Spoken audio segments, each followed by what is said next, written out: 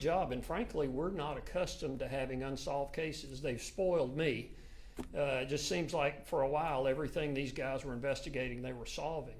Well, the reason we're looking into this case is because when they went back through some of our unsolved cases, they found that there's probably some investigative techniques that have changed since then. We've got a new fresh set of eyes looking at these cases, but there's also some investigative leads that were missed in the past that we are now rectifying. We feel like that every family deserves our best, and we treat everything that way. We want to investigate this case and every other case just like it was a family member. And we don't feel like, to this point, this case has been given its due. So they've been investigating it for a while. We've had a great deal of help from the FBI. We've had some out-of-state interviews that they've done for us. We've also used some of their profilers and other assets that I'm sure the Special Agent in Charge will speak about in a minute. And we really want to get some closure for this family. They deserve closure. I don't know whether we'll be able to solve exactly what happened, but what we will be able to say when we're finished is that we've done absolutely everything within our power to get the answers and to bring closure for this family. Next, I'd like to bring up Detective Jacob Reach. Thank you. So just a brief information in reference to the disappearance of Julie Ray. She was 37 years of age at the time of disappearance. It was on Christmas Day was the last point of contact in 2015, and she hasn't been heard from since. Our objective today is to request anyone who may have known Julie or had contact with Julie, whether friend, acquaintance, family member, to contact us so that we can have an opportunity to speak with them. Any information is not too small. We are hopeful that someone will be able to provide us with additional names of individuals that we can speak with, and our objective is to locate Julie. And then I'm going to let Special Agent Investigative. Thank you, Detective Reach, and I want to thank Chief Heisch for having us here today on such an important matter. Good morning, everyone. My name is Dave Fitzgibbons. I'm the Special Agent in Charge of the FBI Birmingham Division. Our hearts are with Julie Ray's family, especially Mr. Bradshaw, as he's been haunted for the past 10 years with Julie's disappearance. The FBI Birmingham Division has been working with the Calera Police Department hand in hand to try and solve this case. And we're at a point now where we are seeking the public's help. No tip is too small. So if anybody has any information whatsoever on her whereabouts or her disappearance, we ask that you please reach out and share that information. FBI Birmingham is going to continue to support Calera PD on this matter. We're providing resources, investigative techniques. We're using our behavior analysis unit, as Chief Heisch mentioned, to provide an investigative strategy, look over the file, and develop new leads to bring closure to this case. The FBI collaborates frequently with our federal, state, and local law enforcement partners. Whether there's a federal nexus or not, if there's not, we're going to provide assistance when asked. That's what we do. Partnerships are at the forefront of everything we do at FBI Birmingham. We leverage resources such as our FBI's evidence collection team, our tactical teams, and we have technical proficiency when it comes to digital data and devices, and we utilize the Tennessee Valley Regional Computer Forensics Lab that can do extensive analysis to provide assistance to our partners with difficult investigations such as this. Thank you. Next, I'll pass it over to Mr. Atkinson with Crime Stoppers.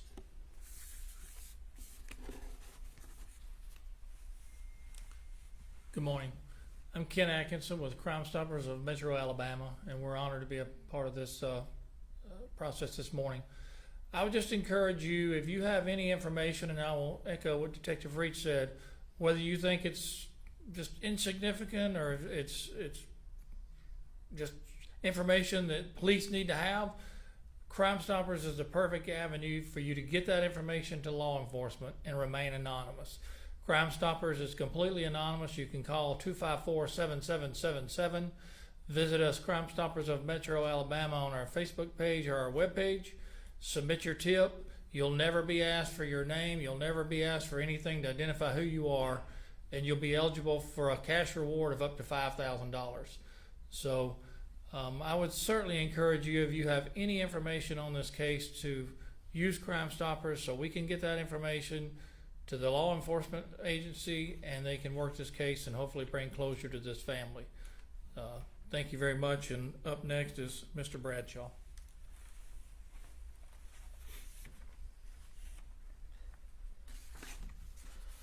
My daughter went missing. The last time I heard from her was December the 24th.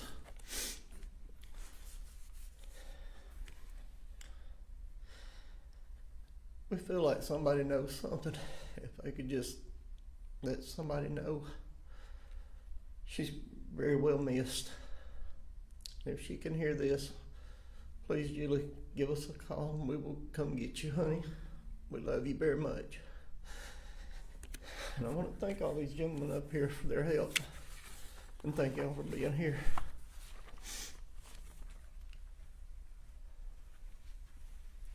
Thank you, Mr. Bradshaw.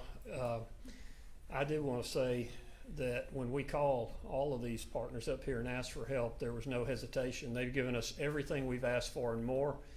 And we would be foolish not to try to use these resources to the best of our ability. We can do a lot here, but when you add our partners, it just adds so much more. And I know we've always felt that way, and we appreciate FBI, we appreciate Crime Stoppers, and our district attorney's office. Matt gets a lot of crazy calls from me with crazy questions, and he never fails to answer them. He probably laughs when he gets off the phone, but he's serious while I'm still talking to him, and I appreciate that too. If anybody has any questions, we can answer them. Yeah, Detective Reach, can you kind of just give us a quick overview of the facts of the case, where she was last seen, and if there's any indication of where she was heading, anything like that? Just kind of give us a quick overview of. So she was last seen here in Calera. Again, it was reported that she was last seen December 24th, 2015. The individual who reportedly last saw her, unfortunately, is now deceased. We have information that we believe that she was in a lifestyle that would be consistent with wanting to get out of that lifestyle and maybe try to relocate. So that's one thought process. We haven't ruled out anything as far as the disappearance. Hopefully that answers your question. Are there indications of foul play or anything in this case? Again, we don't have anything to support that. We have it as an unclassified disappearance, and that's the route that we're going. We have utilized not only our partners, but also other aspects. Technology has changed within the last 10 years. So we're hopeful that we can go back, and we've looked into facial recognition to try and locate her at other parts of the country if she would have relocated. We've interviewed individuals that we do know that had contact with her, and we're just looking for additional information that may help us. For Chief Heitcher, Special Agent Fitzgibbons, can you talk a little bit about the importance of the partnership between the FBI and Calera PD or any local municipality when investigating cases like this? I know you guys talked in depth about some of the resources, but anything else that you'd want to add to talk about how important that partnership is when taking on cases like this? Yeah, we can probably both add to that, but my history was as a Fed. I was there 32 years, and one thing that I see sometimes with local agencies is they like to compartmentalize stuff and keep it within. Us reopening a case that was investigated by our police department 10 years ago is not a real favorable thing for us to do, but it's the right thing to do. There are investigative leads that were not properly covered 10 years ago, and I'm not throwing blame at those people.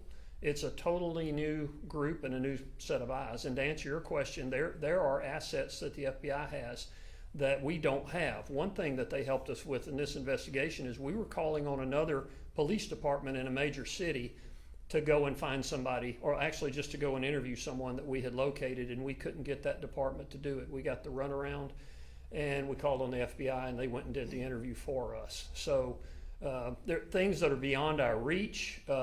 I don't want to get fired by spending all of our FY 2026 money in the first couple of months, with travel. So it's been a great help to us, and you probably noticed we use all of our federal resources, our different agencies. We work with all of them when it's appropriate, as well as the state. And I think that's just the wise thing to do. And I think if you don't do that as a law enforcement agency, you're not giving, like I said before, you're not giving the family your best effort to get them closure and an answer.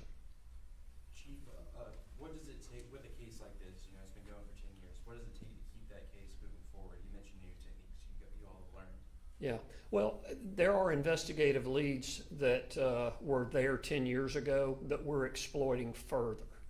So when you're doing investigative work, which was the bulk of my career, there often are investigative leads that come to a point where you could stop, and it's somewhat common to stop, but we choose not to. In a case like this is a family that needs answers. So if you come to a point in an investigative lead where it's unlikely that it's going to turn anything up, we're not stopping. We're going further. And a lot of those leads that these guys have covered in this case have led us to additional people that we've been able to interview. So with every interview they do and with every technique us or our partners utilize, we're getting closer to getting answers. Do you know if she was living with any conditions that might have affected her judgment? Not that I'm aware of. No, I not to my knowledge that would lead to anything with her ability to make a decision. No. Mr. Bradshaw, would you mind just kind of talking about your daughter a little bit? I think people would like to know what person she was or is. She was a good person. She did have some problems, but she was trying to get her life together. Are you Working from on this it. area? How long have y'all lived here? I've lived here all my life. She And was born and raised here? she was born in Birmingham. Could you just give us another, plea to the public for any information? How important is it to your family to get closure in this? It's very important. This is something very hard to live with, not knowing. It's the not knowing of what happened or where she is. Lived with it for 10 years, and it's not like her to, it was not like her, no matter what her circumstances was, not to notify somebody in the family and let them know where she was at. On behalf of all of us, I think it's very brave of you and very noble of you to get up there behind the podium and speak with us, so we appreciate it and we hope this does help.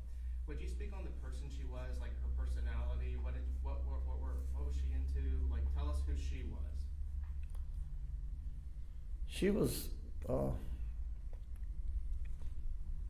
a good person. She would help anybody.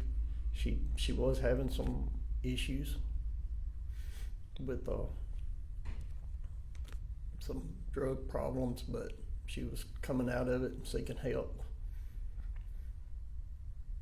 And she would just about give anybody anything, the shirt off her back. I mean, she was a very kind person. And then also, what does it mean to you to see this case reopened? It is an answer to prayer. I've sat on the church pew many Sundays, Sunday nights, Wednesday nights, praying that somebody would find something out. When these gentlemen called me, I just fell to my knees and thanked God.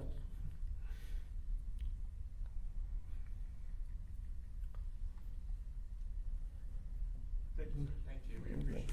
Thank y'all. I have one more question for Ken, if you don't mind. Sure. I know a lot of times when we talk with Crime Stoppers, we're always talking about how it is anonymous, but maybe it might be good to kind of break down how it's anonymous. So when someone calls you, how are you not keeping their data? Sure. When they call us, number one, like right now, if you called that number, it rolled to an answering service out of state, and your number does not show up at the answering service.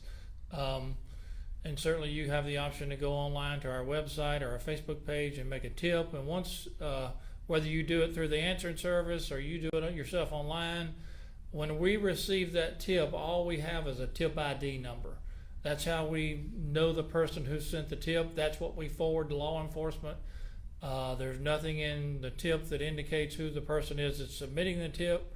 There's nothing that you have to fill out when you go online to ask you for your information. So it is completely anonymous, and we have a completely anonymous method set up for payment if you're eligible for a reward.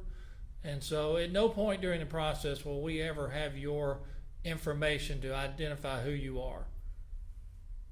And then just two last things. I was hoping we could hear from Special Agent Fitzgibbons on partnerships, and then Detective Reach or Chief Heitch. If you could talk about what prompted this 10 years later. Is it the 10-year anniversary? Is there a new lead that you can share any information on? Partnerships are the backbone of what the FBI does. We are here to support our partners, and anything that's needed, that's a commitment I've made all throughout the FBI Birmingham Division. And Calera PD and Chief Heitch, we really appreciate this partnership.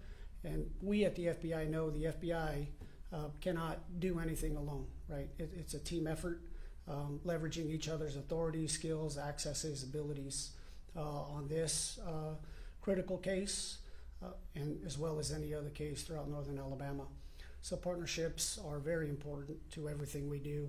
And this is where not one piece of information is insignificant. This is where we ask, someone out there knows something.